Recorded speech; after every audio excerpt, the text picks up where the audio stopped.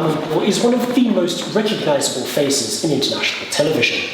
She's CNN's Chief International Correspondent, and she joins us here today on CUTV. Thank you very much for joining us, Christiane. Delighted. You once said that objectivity means giving each side a hearing, but not necessarily treating them the same. How does that apply to the conflict in Syria, for example, where there are a variety of groups battling the regime? Well, this came to me when I was covering the Bosnia War in the early 90s, well actually throughout the 90s. And it came to me because after a period of time when I was telling the truth, reporting, doing what a journalist does, there were people of different political views who said, oh, she's gone native, she supports the Bosnian side, she hates the Serb side, she's not being objective. So I was a young journalist then, it was my first major story after the first Gulf War.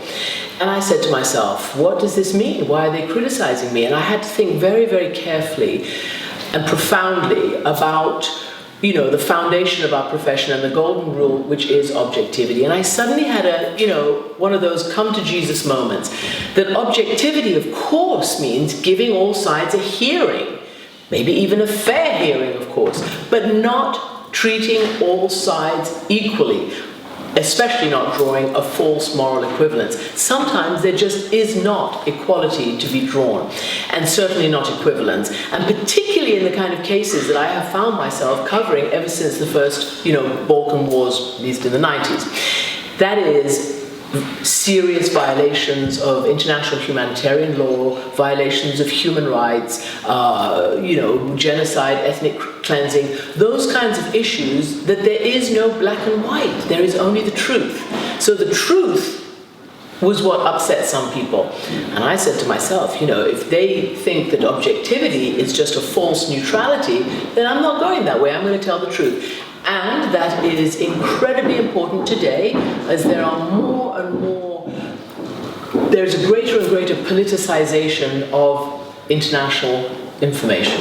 And so let's take Russia and Ukraine. Each side wants you to put their side forth, and if you don't, then you're not objective. Syria, the same. There's a huge difference between what the regime believes and what all the others fighting the regime believe. Our job is to tell the truth. So on that, do you think that the word terrorist has lost value in the way in which it's used so freely throughout the media on either sides of various conflicts? No, I don't. I think we live in sadly to say, in an era of terrorism, and that is shaping our reality. Obviously, it's come into full and sharp focus since 9/11, but we've had it before. And terrorism is the wanton, act of violence against usually innocent civilians, often for a political reason, but usually innocent civilians. And that is what's happening in Syria.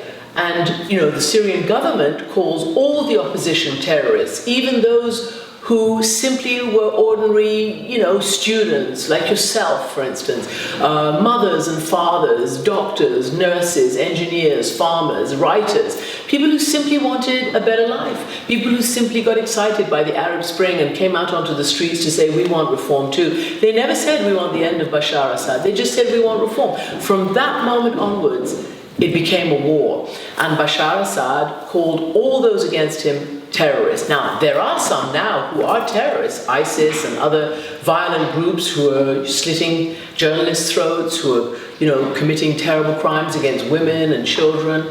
But in general, the opposition were a simple opposition, whereas Bashar Assad is, dropping barrel bombs full of shrapnel on ordinary civilians. That in itself is a version of terrorism.